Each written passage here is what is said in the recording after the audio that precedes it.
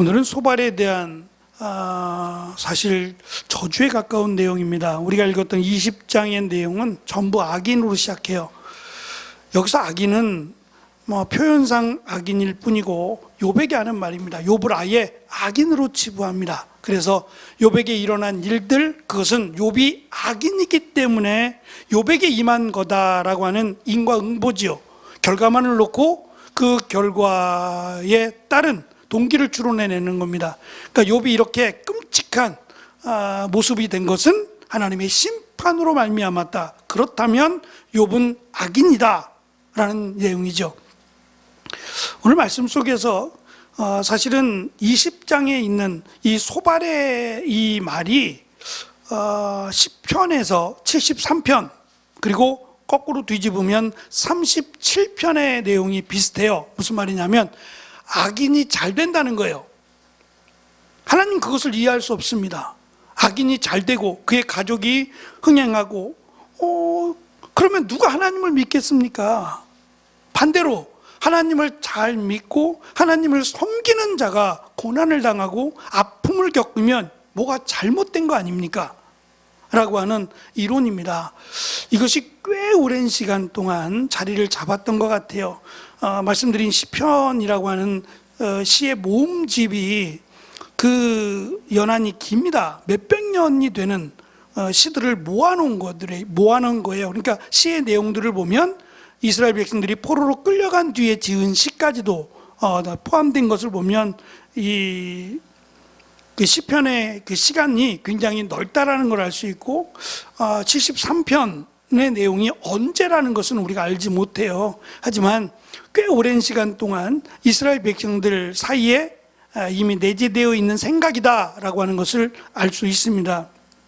어쨌든 소발뿐만 아니라 엘리바스나 빌닷이나 동일한 생각들이에요. 욥의 모습만 보고 현재의 모습을 보고 그가 어떠한 삶을 살아왔는지를 추론해내는 겁니다. 마치 그것이 하나님이 자신들에게 주신 지혜라고 생각해요.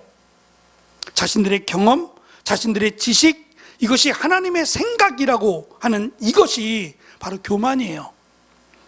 우리가 하나님의 뜻을 다 알지 못합니다. 그러면 알지 못함으로 여기는 것이 마땅해요. 우리는 이미 욥기의 말씀을 앞에서부터 살펴보았고 욥을 친 것은 하나님이 아니라 사탄이었어요. 다만 그 내용이 좀 심각하죠.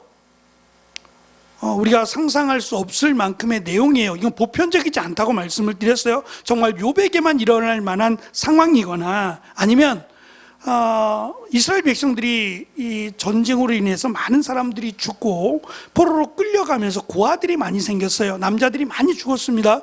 이러한 상황 속에서 죽은 사람들, 예를 들면 남편이 죽으면 아내 탓을 하고 부모가 죽으면 자녀 탓을 하는, 그래서 우리가 요한복음 9장에서 날 때부터 소경되었던 자에 대해서 제자들의 질문이 누구의 죄로 이렇게 되었습니까? 라고 질문하고 그들의 생각은 부모의 죄이거나 이 사람의 죄로 인한 것이라고 예수님 당시까지도 생각을 한 것을 보면 그렇게 이스라엘 백성들이 멸망하고 끔찍한 고통을 당한 것, 이것이 조상들의 죄다, 조상들의 죄로 말미암았다라고 주장을 하거나 전쟁으로 인해서 남자들이 죽으면 아내 탓을 하고 부모들이 죽으면 자녀 탓을 하는, 결과만을 놓고 평가하는 이것에 대해서 하나님은 우리가 하나님의 뜻을 다 안다라고 말하지 말 것을 강조하고 있습니다.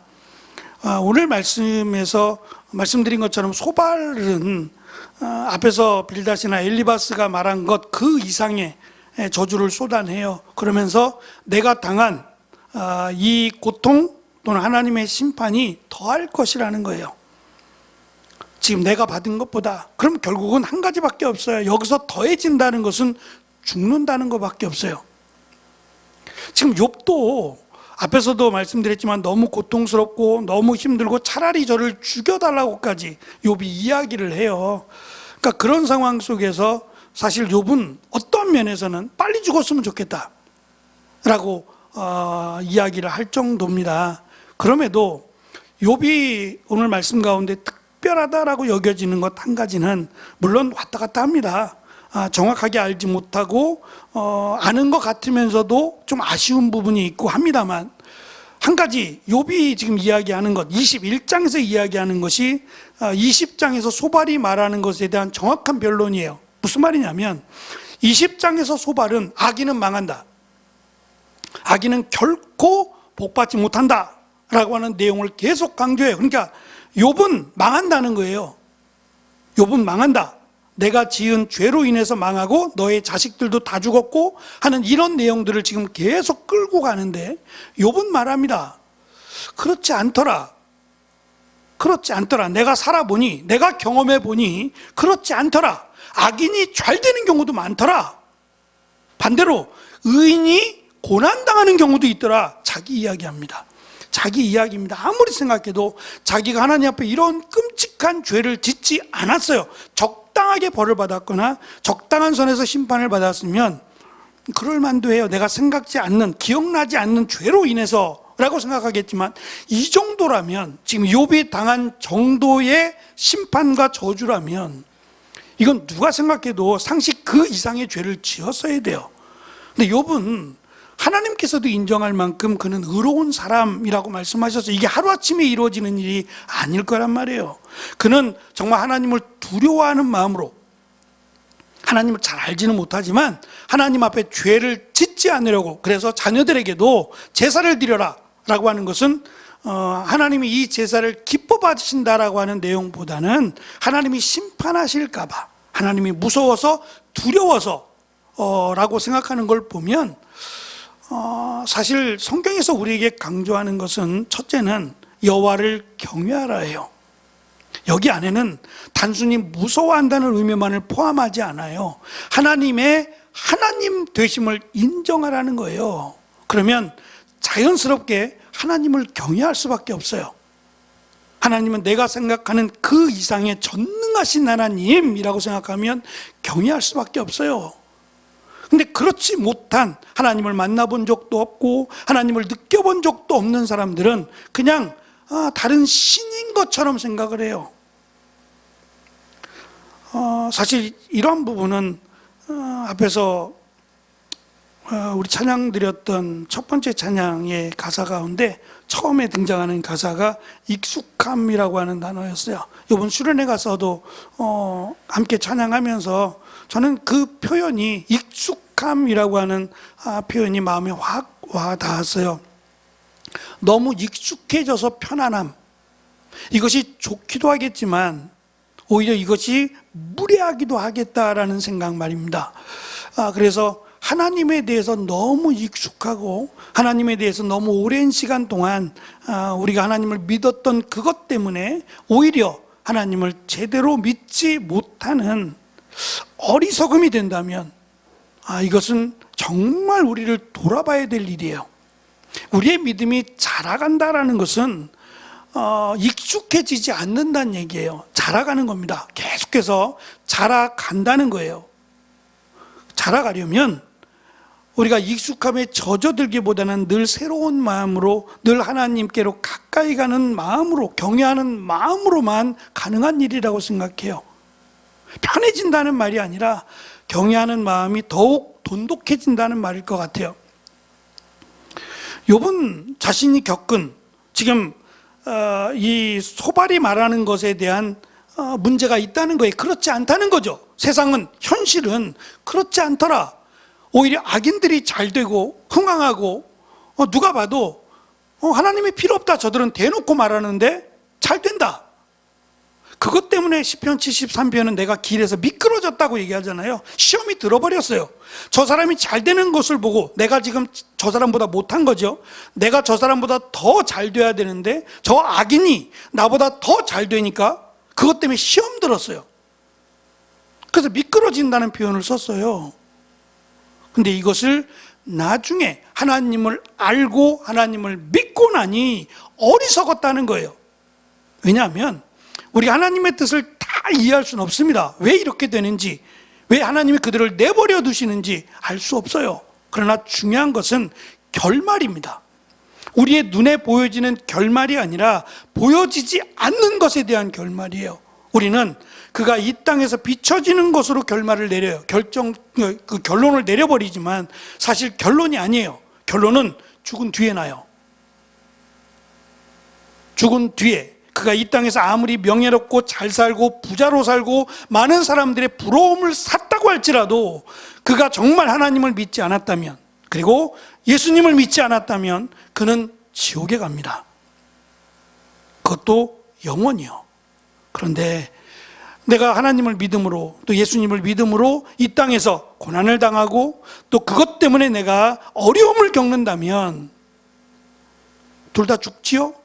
다 죽습니다. 죽고 난 뒤에 우리는 하나님의 나라에 갑니다. 영원한 천국에서 살게 되죠. 그것을 생각하면 하나도 부럽지 않다는 거예요. 지금 잠깐 저들이 잘 되는 것, 잘 되라고 하라는 거예요. 비록 나는 그에 못지않은 부러워해야 하는 삶을 살지만 나에게는 눈에 보이지 않는 결론이 기다리고 있고 하나님의 나라가 나를 기다리고 있다라고 하는 사실에 내가 다시 하나님께로 가까이 가는 것이 복이라는 것을 알게 됐다라고 하는 것이 시편 73편의 고백이에요. 그래서 욥은 어떠한 면에서는 지금 소발이나 엘리바스나 빌닷보다 훨씬 더 하나님에 대해서 알고 있어요. 다만 아쉬운 점이 있어요. 정확하게 알지 못하는 점들이 아쉬운데 그것은 하나님의 심판 또 하나님의 축복이라고 하는 것을 확신하지 못한다는 거예요. 그래서 지금 소발에 대한 이 욥의 변론은 죽는다는 거예요. 둘 다 죽는다. 아무리 부자고 아무리 악인이 잘 돼도 죽는다. 그것은 누구도 부인할 수 없는다. 죽는다. 의인도 죽는다는 거예요. 이것은 공평하게 하나님이 정하신 것이다. 물론 악인이 부자고 많은 것을 가지고 있다면 혜택을 받아서 더 살 수 있을 거예요. 조금 더 이게 돈이 없어서 치료를 받지 못하는 사람보다는 더 살 수 있을 거예요. 그럴지라도 죽습니다. 하나님이 이 죽음이라고 하는 것은 누구에게나 준 거예요. 공평하게 누구에게나 준 겁니다.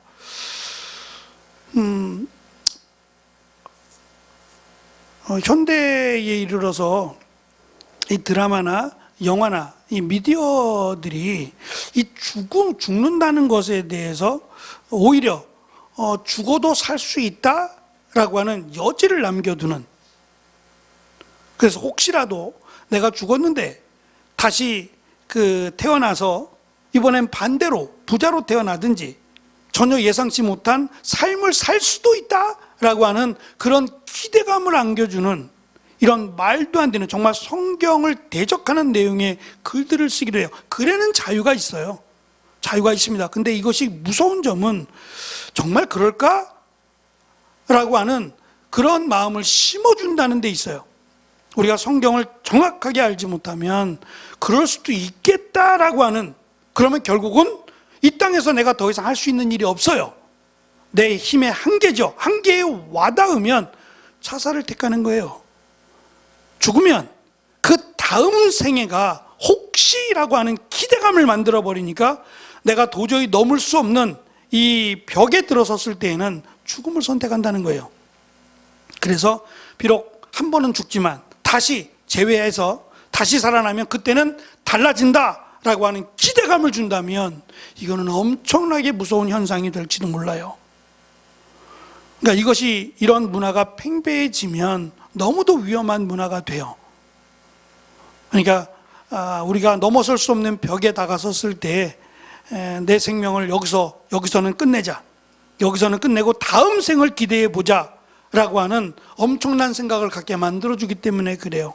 그렇지 않습니다. 성경은 단호합니다. 한 번 죽는 것은 사람에게 정하신 것이요, 이후에는 하나님의 심판이 있을 뿐이에요. 그가 구원을 받을 것이냐 아니면 하나님의 심판으로 지옥에 갈 것이냐만 남아 있습니다. 그러니까 우리의 생명이 있는 동안에는 확실히 예수 그리스도를 믿음으로만 구원을 받고 이 땅에서 그 어떠한 존경과 부귀영화를 누릴지라도 예수님을 믿지 못하면 지옥에 간다라고 하는 것을 확실히 우리가 믿어야만 해요.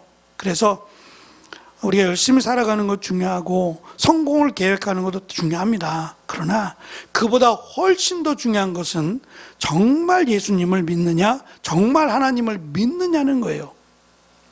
믿는다면 분명히 달라져요. 달라집니다. 그 사람의 삶이 그 믿음만큼 달라집니다. 심지어는 내가 가진 것을 포기할 만큼 달라져요. 그게 믿음이잖아요. 내가 이 세상에 많은 사람들이 부러워하는 것들을 믿음 때문에, 둘 중에 하나를 선택하라면 믿음 때문에 내려놓아야 하는 상황이 올 수도 있어요.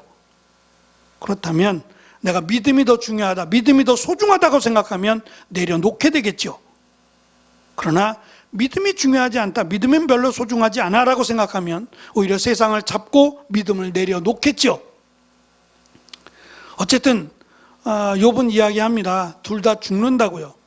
어찌됐든 우리가 다 이해할 수 없어요. 하나님께서 행하시는 일들, 지금 욥에게 주어진 일도 욥은 하나님이 했다고 생각하니까, 하나님이 나를 치셨다고 생각하니까 그것도 문제가 있긴 하지만 자신도 죽을 것이고 또 잘 되는, 흥행하는 그런 악인도 죽을 것이다 라고 하는 것이 욥의 답변이에요. 악인이 잘 된다?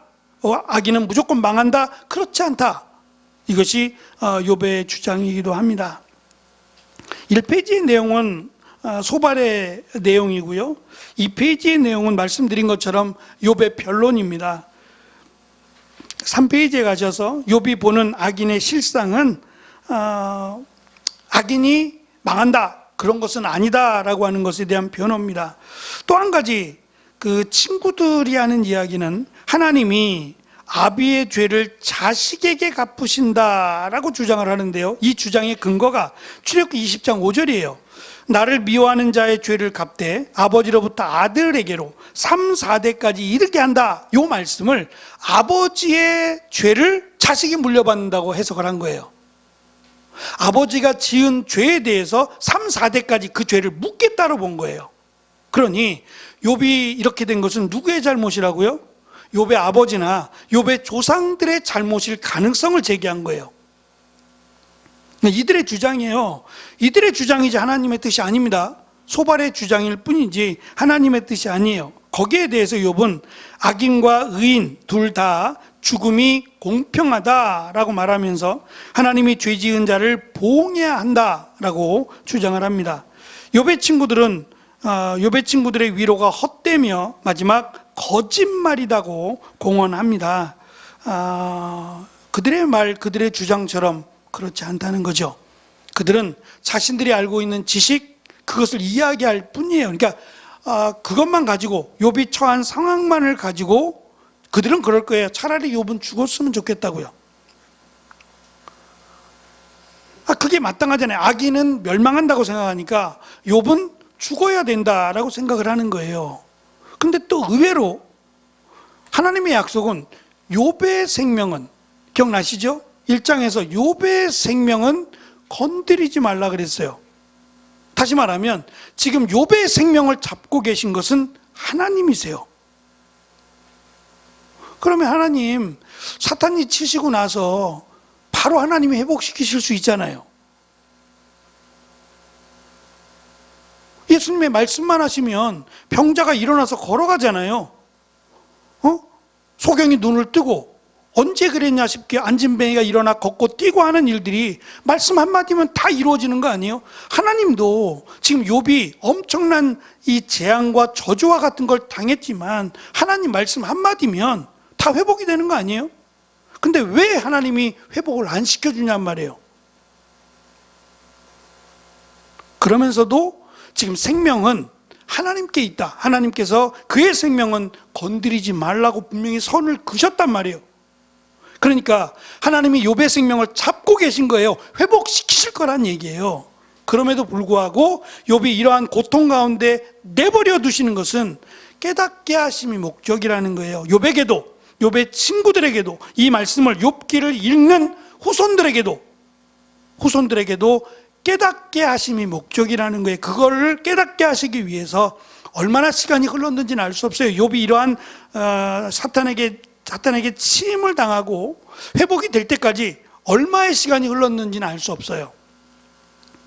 계속해서 대화가 이루어지고 있기 때문에 얼마의 시간이 흘렀는지는 알 수 없지만 저는 이 시간이 뭐 몇 년이 걸렸던 그러진 않았을 것 같아요.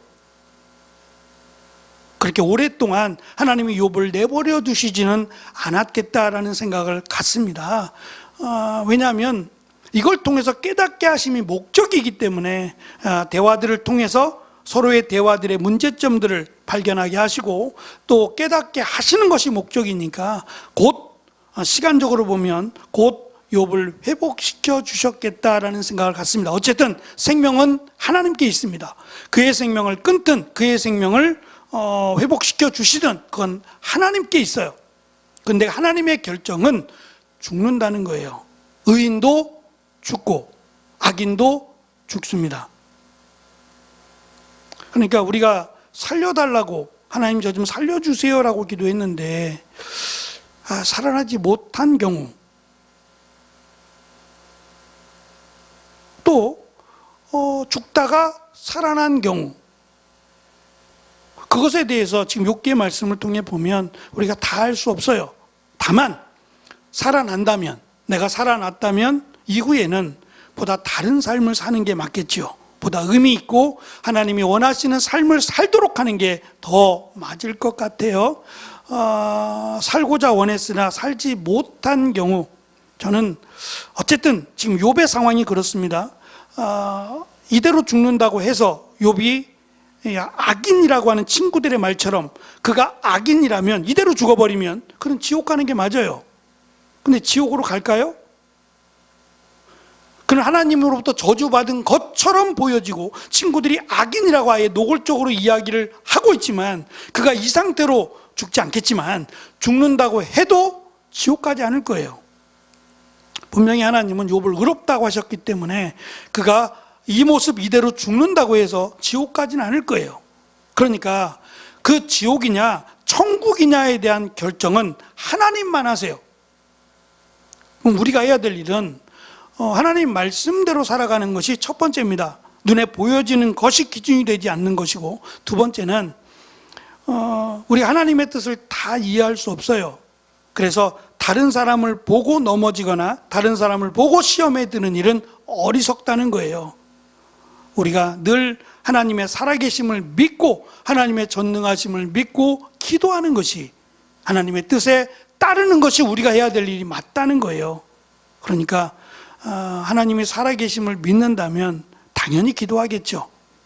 당연히 그 말씀대로 살아가겠죠. 그것을 믿음이라고 말하고, 성경은 계속해서 우리에게 하나님은 살아계신 분, 그리고 하나님이 인도하신다라고 하는 것을 지금 누누이 강조하고 있어요. 어떠한 상황에 놓여질지라도. 제가 말씀드린 지금 포로 시기에, 만약에 배경이 포로 시기였다면 무슨 희망이 있겠어요? 바벨론, 아수르, 페르시아, 로마, 지금 세계가 4번이 바뀌었어요. 세계의 강대국이 4번이 바뀌면서 여전히 이스라엘은 포로예요. 잠시 돌아오긴 합니다만 또다시 로마에 의해서 멸망을 당해요. 그럼 무슨 희망이 있겠어요? 지금 이스라엘하고 이란하고 심상치 않습니다. 그죠? 진짜 전쟁이 날 것 같아요. 그 사람들도 보통이 아니잖아요. 보통이 아닌데 지금 깊숙이 지금 공격을 했어요. 그러니까 전면전을 하겠다라고 하는 의도인데 이러다간 정말 세계전쟁이 일어나는 거 아닌가? 전쟁은 꼬리에 꼬리를 물고 일어납니다. 돕느냐 돕지 않느냐로 결정할 것이고, 그럼 우리나라는 어떻게 해야 돼요? 어디로 가요?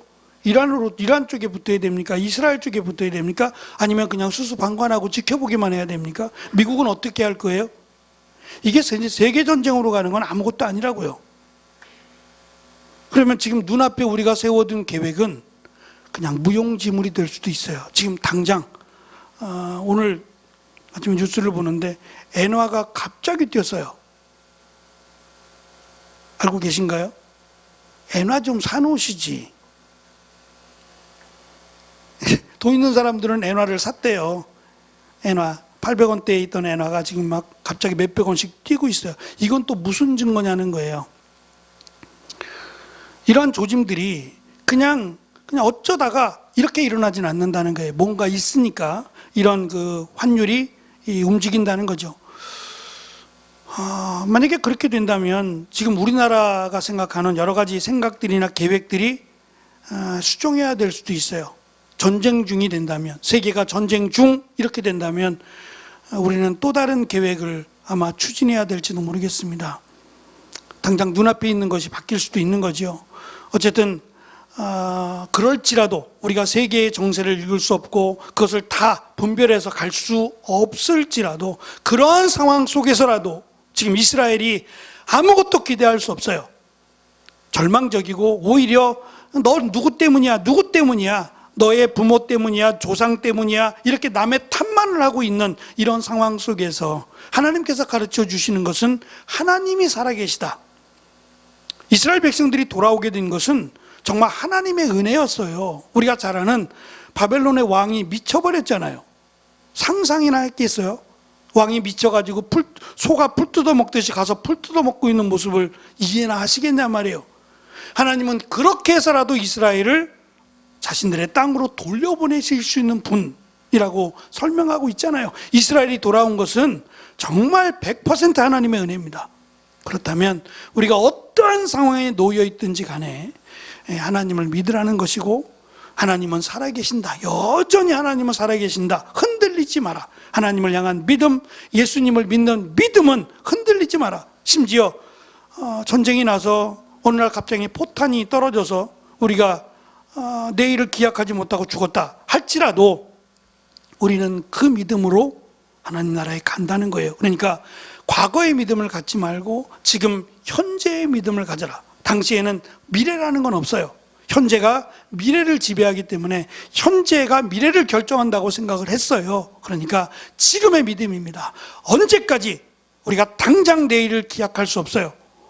하나님이 나를 사랑하신다? 맞습니다. 그럴지라도 당장의 내일은 기약할 수 없는 것이 인간이에요. 그렇다면 우리에겐 한 가지예요. 항상 지금 믿음을 지켜야 된다. 믿음을 가져야 된다라고 하는 것이 성경이 우리에게 가르쳐 주는 거예요. 그 믿음이 우리를 천국과 지옥을 결정하게 하기 때문입니다. 그래서 우리가 욥기를 조금 제가 생각할 때는 한 30번 정도 2장 다음에는 조금 더 내용을 다루게 될 텐데, 어쨌든 큰 줄기를 굵직굵직한 내용들을 우리가 잊지 말고 하나님을 알아갈 수 있는 기회, 하나님은 살아계신다. 우리가 하나님을 다 이해할 수 없다. 중요한 것은 하나님은 공의로우시다. 오늘 말씀처럼 하나님은 공의로우시고 하나님은 은혜로우시다. 이것은 붙들고 가자는 거예요. 이해할 수 없어도 하나님은 사랑이시고 하나님은 공의 하나님이시다라고 하는 것은 결코 잊지 말자. 그리고 계획을 세울지라도 우리는 지금의 믿음을 지켜야 된다. 내일의 믿음이 아니라 지금의 믿음을 지켜야 된다라고 하는 내용을 기억하시고, 우리의 믿음이 저도 마찬가지고 자라가는 믿음이 될 수 있도록, 오히려 믿음이 작아지거나 내 작년보다 올해가 더 하나님을 향한 믿음이 약해지거나 하는 일들이 없도록 우리의 믿음이 자라가는 그런 믿음을 목표로 삼고, 그렇게 되기 위해서 우리가 조금 더 나름의 노력을 해야 되겠다라고 하는 다짐도 가져봅니다. 오늘이 7월 31일입니다.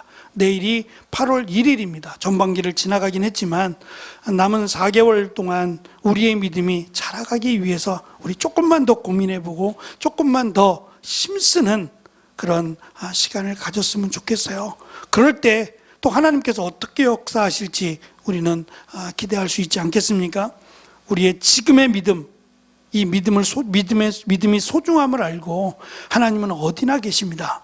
우리가 있는 직장에도 또 집에도 학교에도 내가 어디에 있는 그곳에 하나님이 계십니다. 믿음의 사람들로 든든히 세워져가는 우리가 되어지기를 축원합니다. 기도하겠습니다.